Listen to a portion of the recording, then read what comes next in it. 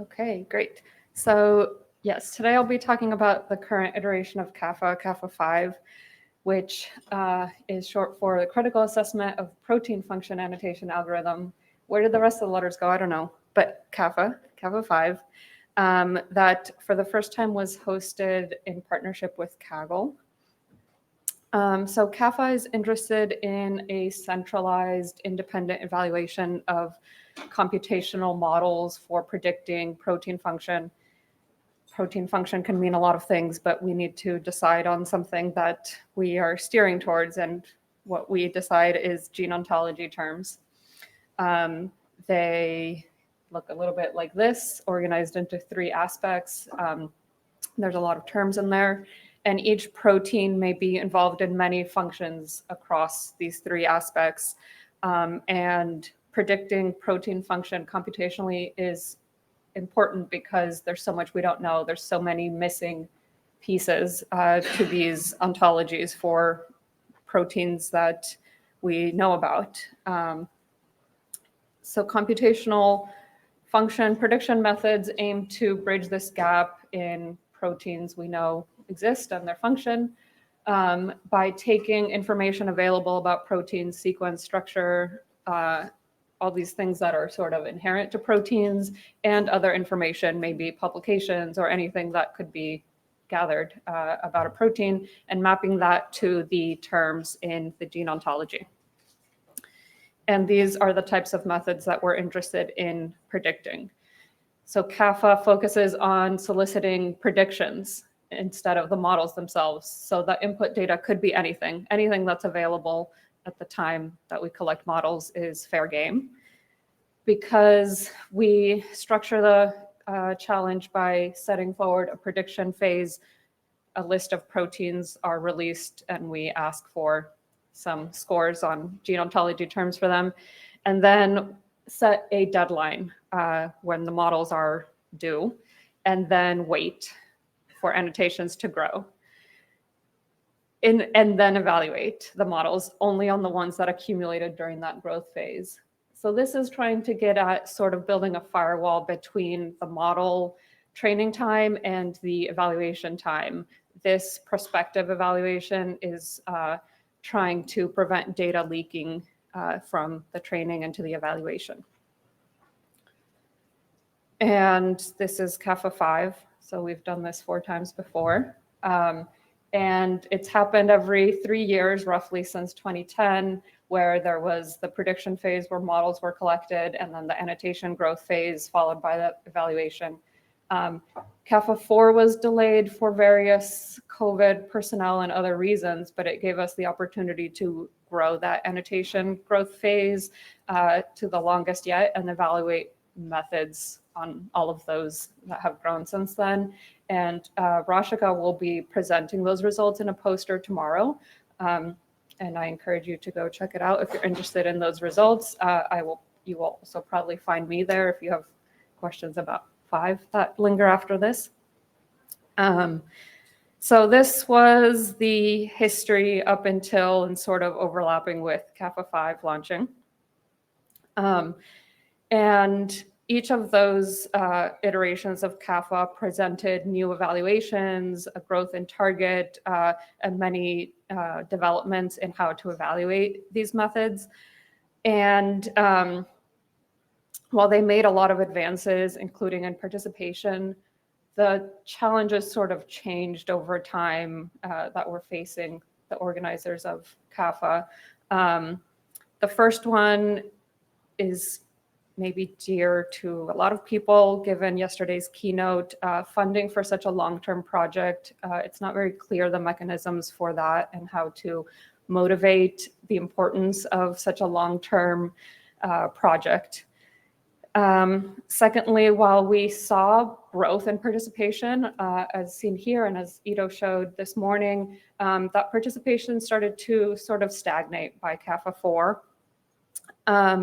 And lastly, something we wanted to tackle is that while CASP has seen engagement from the wider machine learning community, interest in structure prediction, as sort of highlighted by AlphaFold 2 coming out and maybe changing a lot of people's research. We haven't seen that kind of engagement from the wider machine learning community for function prediction. We wanted to tackle some of these challenges in CAFA 5 by partnering with Kaggle, data science platform that issues competitions where people can participate and submit their solutions, and in some cases win some incentives, in some cases money. So we saw many opportunities through this new format for us and for participants. There were cash prizes for the first six places. And we were hopeful that this would spur some participation, and we'll see that. Spoilers, Ida already showed the graph, but it indeed did grow participation. That and other things, perhaps. You said it was okay for me. It was absolutely, maybe this, it's a very exciting result, and we have more. So because we were trying to reach a wider audience, we did make a few changes and tried to sort of democratize participation. So for every CAFA, a set of targets are released. This is the set of proteins that we're soliciting scores for. So we released that as usual. But this time we also released a training set, basically just parsed UniProt for all annotations with experimentally validated terms and provided that to participants. They could use it if they wanted, they could ignore it or do whatever. It could just be part of their pipeline. So we provided that. Another new aspect was we worked with UniProt to collect some terms that hadn't been added in a UniProt release, but had been accumulating for them, and asked them to hold those out from being released so that we could use as an evaluation set for participants to use throughout the competition. So these were terms that were not in UniProt, and we didn't tell them what they were, but we were providing scores throughout the submission for those proteins. And then finally, when the prediction phase concluded last August, we evaluated on the 499 proteins that met the criteria that I'll explain later, and declared the winners. During the time that the Kaggle competition was going on, that intermediate evaluation set allowed people to submit models and see how they were ranking or how they were doing on that small subset, providing this dynamic leaderboard over time. You can see, these were some screenshots I took throughout the competition. You can see some change between team rankings, between the first, the second, and that third one is the final ranking that I'll highlight in a moment. Some outcomes we weren't necessarily expecting is, in the past, CAFA has been very clear that it's not a competition, it's an experiment or a challenge. However, Kaggle is a platform for competitions. So in this case, CAFA 5 was a competition, and yet we saw more collaboration than ever before. People shared code, like if they processed embeddings from protein language models, they just shared that data for anyone to use. A lot of people shared code of their models or different pieces in their pipeline. And perhaps, that's very common in Kaggle, so maybe we should have expected that part. Something I didn't expect at all is participants held their own Zoom calls and webinars to teach each other about computational biology, about proteins, about different things, just completely self-organized. That was so cool to see. And so there's just an incredible amount of collaboration through this competition. We, as the organizers, also benefited from collaboration in that since we had this intermediate evaluation going on and the code available for people to evaluate their own models, someone reported a bug in that code and how things were being weighted before averaging. So we were able to fix that, rescore, and update that leaderboard all during the competition rather than waiting until all the models were collected and worst case scenario after publishing a paper with the results and then realizing your evaluation had a bug in it. So we benefited from that collaboration as well. And so in the end, we did see a little bit of participation growth. I think in the first day, we exceeded CAFA 1 number of teams enrolled. In 1 week, we had exceeded all the previous CAFA number of teams. And by the end, we had 1625. I think that is like the valid models, and 1900 something that Ido mentioned was maybe like the total that had registered. Beyond just the size of the participation, we saw here are the countries highlighted, at least that I could parse from the participants. We can see a huge diversity of participation in countries that hadn't previously participated in CAFA. I parsed the CAFA 3 co-authors paper and found people only from 21 countries, and none of them were in South America or Africa for that. So we can see already like some benefit there. And if you participated and your country isn't there, then I couldn't parse the Kaggle user correctly, but it was still like a great amount of diversity there. So we were very happy with those results so far, just based on participation.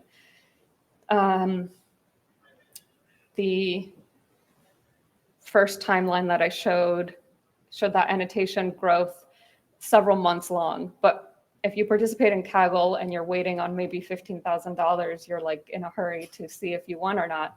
So we reduced that annotation growth phase to announce winners. So models were due at the end of August. We evaluated once in September and then finally in December for the final results, and announced the top 6 teams. So these are the teams that won a prize as outlined for those first 6 teams. And if you go to this site that is linked there and that QR code, that's the Kaggle page for this. If you go to the leaderboard, you can see this column solution where the top 6 teams and some others voluntarily wrote up their approach to the problem, what data they use, just a lot of details about their solution. And I encourage you to go check that out and see what their different approaches were, what kind of insights that they gained from it. These are non-academics. Here we go. So the first place team is comprised of folks from Fudan University in China, and that group has participated in CAFA before, and they will be giving a talk in this session after mine. And the second place team will also be giving a talk. This was a team comprised of some folks from France and Russia with a diversity of backgrounds. And going sort of quickly through this, just because so many of them are having talks, I just wanted to highlight their names and where they came from. The third place submission was a single person team comprised of a Kaggle user that had no computational biology background previously, and still did very well using their machine learning background. The fourth place team, also researchers. Then the fifth place team from the University of Michigan, they're also giving a talk in this session. And from the same department, also from University of Michigan, the sixth place team also giving a talk. So some teams completely comprised of academic research labs, some that are mixed, and one that is completely just coming from outside the application area. So after we announced winners, we wanted to do some more analysis on those predictions. So we let annotations grow even further until last week, and evaluated there to see what was going on a larger set of proteins. And that is what I'll go through in the rest of the presentation here. So you may have noticed that leaderboard, it was name of team, some people, and a number. So just a single number. We had to come up after much debate on a single metric on which to evaluate and award those winners in Kaggle, which was taking all the aspects in the gene ontology and sort of averaging a single measure. And we used an F1 measure for that. But there's a lot of nuance within those averages. So here in the full evaluation, we're going to break it down a little bit more. We break down proteins into different categories. The first one is no knowledge proteins. These are proteins that had absolutely no experimentally validated terms in UniProt prior to the models being submitted, but have since grown some annotations. The next category we call limited knowledge, which is a protein that had at least one of those aspects completely empty, and we evaluate it just in that aspect that has grown terms. So these are the two settings that we used and averaged for the Kaggle competition. And we made it clear to participants that that's what we would be using in the evaluation for declaring winners. Since then, we've added a third, more general type of evaluation where we take terms that were added to aspects that already had some terms in them. So these will generally be some deeper terms in those aspects. And then we evaluate only on those new terms, so the blue ones in this figure. And that last setting had never been used before in CAFA. We added it to 4 subsequently. But you can see that here, color-coded by which of those 3 types of evaluation a protein falls into, that sends evaluating the Kaggle results, which was the UniProt release from last November. This last setting, partial knowledge, is more and more representing more and more of the proteins in those releases. So more and more UniProt is releasing, extra terms in proteins that already had some annotations. In the end, for the evaluation I'm presenting today, we end up with 14,958 proteins to evaluate on. And to anchor the results, we include some baselines. Naive, we just take the frequency of annotations in UniProt and use that as the score for every single protein. So it's kind of like a weighted coin toss, but for every term and equal across all proteins. And then BLAST, we run BLAST and assign scores by transferring weighted by the sequence identity. And we added 2 more baselines to see, is the data improving, are methods improving? Just some checks. So the next one is we take all the non-experimentally validated terms in UniProt and just assign those a score of 1 as a predictor. And then lastly, many of the models submitted use some kind of protein language model, and we wanted to see if you'd used one of those models. We use PROT-T5, which is one of the more popular ones. If you use that as a proxy for sequence identity, how good would your annotation transfer be? And here are those 4 baselines. These are precision recall curves. The blue, which corresponds to those non-experimentally validated terms, is a single point because there's no score between 0 and 1 associated with that. It's just a 1 if there was a term there. And then the other 3 are here. You can see that the PROT-T5 baseline, it very closely resembles BLAST, which we found interesting. Which is not to say that it's not a crucial part in many of these models and what made them work, but it's interesting to see how closely it aligns. So these are for the no knowledge proteins that no terms were known before the annotation growth phase. Here are the top 50 submissions. So the predictions from the people that placed in the top 50 for our unified ranking in Kaggle. And then the top 5 are highlighted in a color.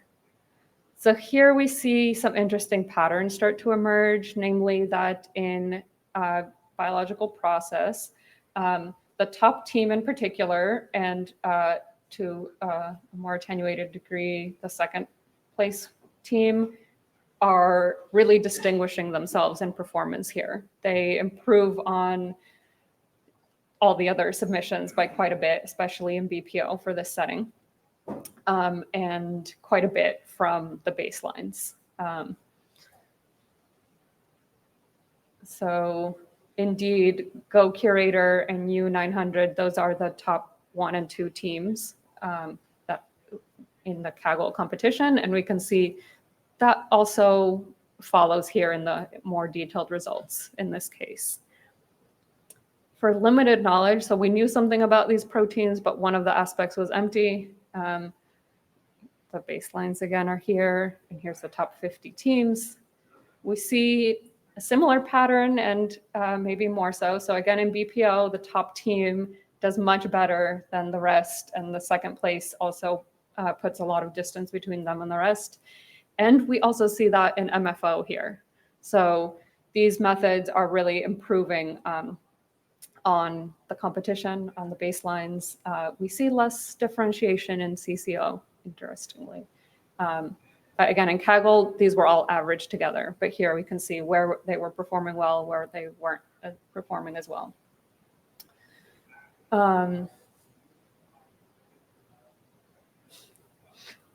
Okay. I'm going to leave more time for questions than usual, so we can come back to these if you have questions. Okay, so partial knowledge. These are the terms added in ontologies that already had some annotations. So things to note just from the baselines, they're lower. The baselines don't do as well here. So keep that in mind when I show you the top 50 participants' scores. So here again are the top 50. You can see overall they are lower scores overall. Something else you might notice if you can read the small text. The top 2 teams, Go Curator and U900, don't appear in the top 5 in any of these aspects. And I want to reiterate that we were clear during the Kaggle competition that these kinds of proteins wouldn't be evaluated. But so if they developed their methods to sort of ignore this, then this is what we would expect to see. But the baselines also do worse. So we do think this maybe is a harder problem overall. And we were really curious, like, are we being fair? Maybe those top teams didn't even submit predictions for these proteins knowing that they wouldn't be evaluated. But all top 50 teams had submitted at least one prediction on all the proteins that we evaluated. So that wasn't the case. Also looked at the depth, so the distance from the root of the terms that we're including in these evaluations. And we do see partial knowledge terms tend to be deeper than the other terms. So it could be just more challenging to predict a more specific function. But it suggests maybe some opportunities to use some conditioning on what's already known to predict new terms. So like I said, we used the November release of Uniprot to announce winners for Kaggle. And since then, we evaluated again in the spring after the March 27th release of Uniprot, and then the one we use in the results here is from the end of May. And I was curious to see if methods were very reliant on the training data, and the data has shifted since then. Does the performance go down, or is it robust? And it's sort of not clear across different aspects and across different evaluation settings. Looking at the patterns here, it seems maybe CCO has suffered more than the others, but somehow some baselines improved over time. So it's not like a clear-cut case, but there is some robustness across time, which is nice, and we'll see how that develops with future releases. But this is why we do prospective evaluation. With all that said, again, I mentioned the prospective evaluation is trying to shield the training from the evaluation and make a clear delineation. So we were curious, those annotations that UniProt is adding, they're coming from published results. And we took a look at the year that those papers were published, corresponding to the annotations that were added since August of last year. And here is a histogram of those publication years. I had to cut the graph off because the first publication was in the 1950s. There were annotations added in the last 11 months from papers from the 1950s and 70s and all these years you see here. And papers that were published just in 2024 account for that last bar in this graph. You can see they're the vast minority. This isn't our evaluation set. These are annotations that have been added to UniProt since August 21st of last year. You can see, though, we tried to put up a wall between the training data and the evaluation. It's not truly unknown function. Someone knew about it and someone published about it in 1952. So this highlights the need for ongoing evaluation across time. And once there are enough terms after that red line, we want to evaluate just on that subset, but that's for future analysis. But something we can do, because we have all the past CAFAs, is evaluate all the models submitted for previous CAFA challenges to see if there's growth in the community, or models getting better, or is the data getting better, and all of this. So we look at CAFA 2, 3, and 4 submissions. We exclude one because it had less overlap with the current data set. And again, in all this analysis, I'm only looking at the top 50 in CAFA 5, but eventually we'll release the full results.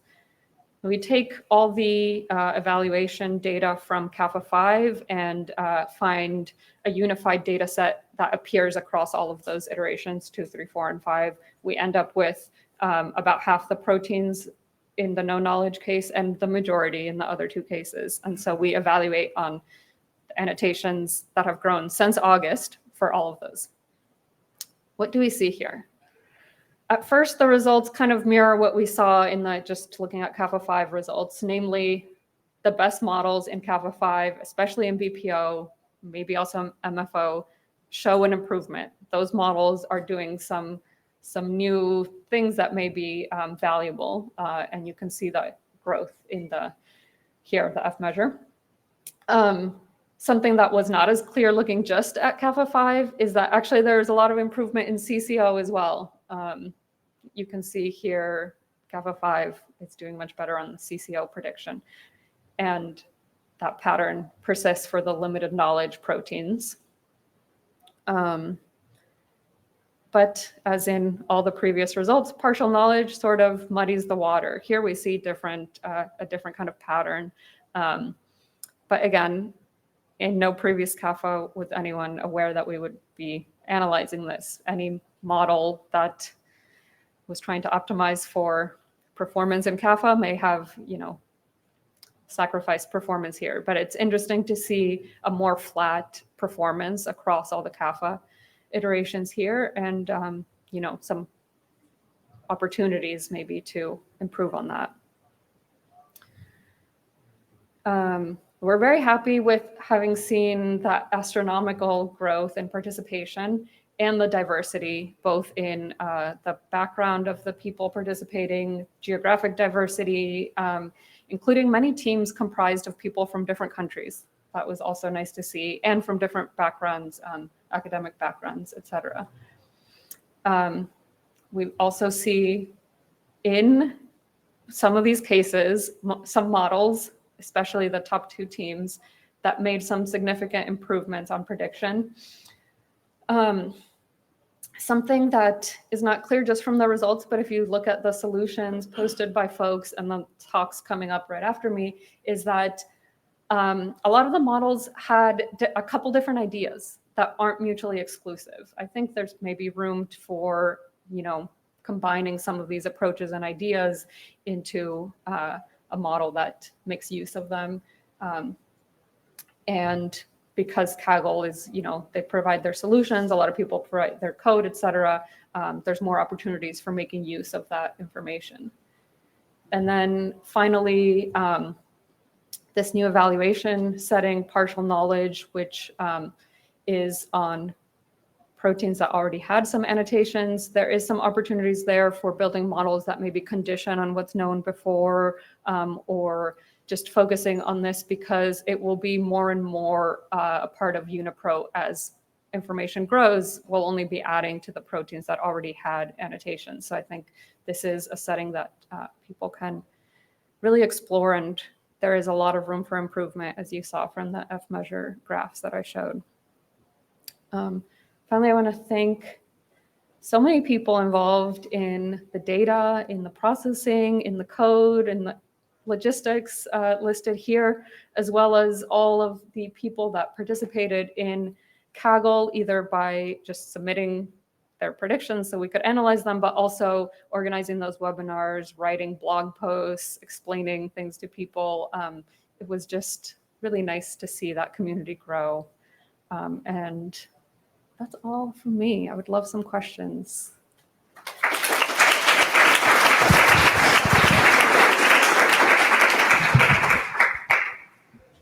Hi, Rafael Najmanovic. I am not a member of this community normally, but I've always... Welcome. I always He's come... not a member for about 20 years. I'm not a member for about 20 years, yes. But I always come to the talks. But I think it's a step forward, the increase in participation. I think it's a step forward, getting so many people that didn't know what computational biology is to explore and maybe get interested. But my question, and I will try to be careful with the words because normally I'm not, is a bit provocative. And what I want to say is that perhaps the question is not properly posed. I work in a department with biologists, and if I tell someone that it's a kinase, that's useless information. There are 50 kinases that we know nothing about their function. Any of the Go terms would not help. So to me, using the goal being to predict Go terms, even molecular function, is so broad. To say that something is a kinase doesn't help. So is the question not properly posed, and that creates an artificial barrier to methods that are potentially very, very powerful based on the sequence and real biological mechanism and structure and all of that. Because the question is ill posed. So is that, it's probably something that you guys discussed a lot in the past. But, is there an answer? Well, it's interesting your example is kinase, because of course here, I mean, we have to summarize, or I could tell you how each one does on every single term, and maybe one of the deeper terms, right? But tell what it interacts with.